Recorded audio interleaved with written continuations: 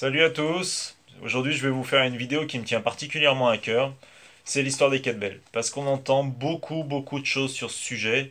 Et je voulais apporter un petit peu mes recherches personnelles, donc qui sont issues du site de l'International Union of Kettlebell Lifting, ainsi que de l'International Gyrosport Federation, et aussi de celui de mon confrère danois Thierry Sanchez, qui a fait un très beau résumé sur l'histoire des kettlebells.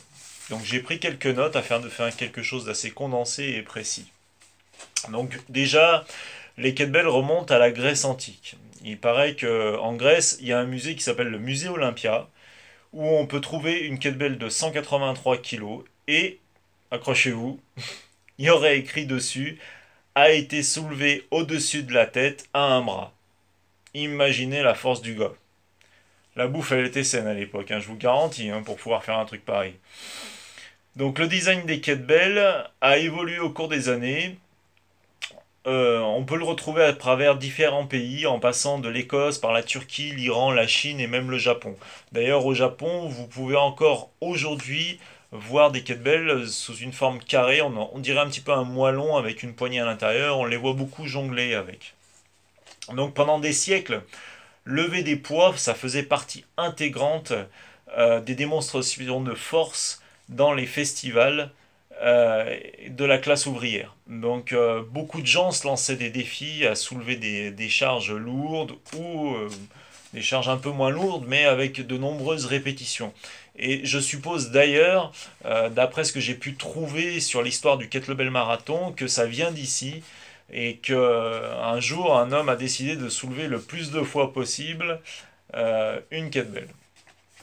On fera un sujet là-dessus parce qu'il y a pas mal de records qui sont relativement incroyables sur ce domaine. Revenons à notre histoire des kettlebells. Donc pendant des siècles, ça faisait partie de la vie intégrante de la classe ouvrière. En Russie, d'où vient donc le sport des kettlebells, le gyrosport, le poids standard pour peser des marchandises, c'était 1 pound. 1 pound, c'est environ 16 kilos. Et c'est comme ça, en fait, c'est en partant de cette base-là, pardon, qu'on a pu avoir une base de poids pour les compétitions. Donc ils sont partis de 16 kilos, après il y a eu 24 kilos, 32 kilos. Ce sont les trois poids de référence des compétitions encore aujourd'hui en gyrosport. Maintenant, on voit aussi des poids de 20 et 28 kilos, notamment en kettlebell marathon. Mais 16, 24, 32 restent les poids de référence. Donc le vrai nom de la kettlebell, c'est la Gyrya. La Gyrya, ce nom que nous connaissons aujourd'hui, il a été mentionné pour la première fois dans le dictionnaire russe en 1704. La Gyrya, c'est la kettlebell.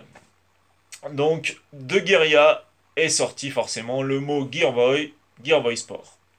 Le pratiquant du Girvoy Sport, c'est un Girvik pour un homme, Girivichka pour une femme.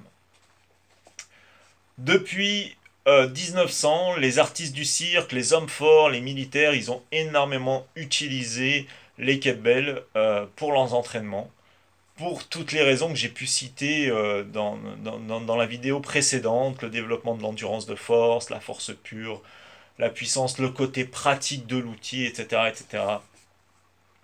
Donc les kettlebells se sont beaucoup répandus dans les zones rurales, dans les usines, chez les étudiants, dans l'armée, dans la marine.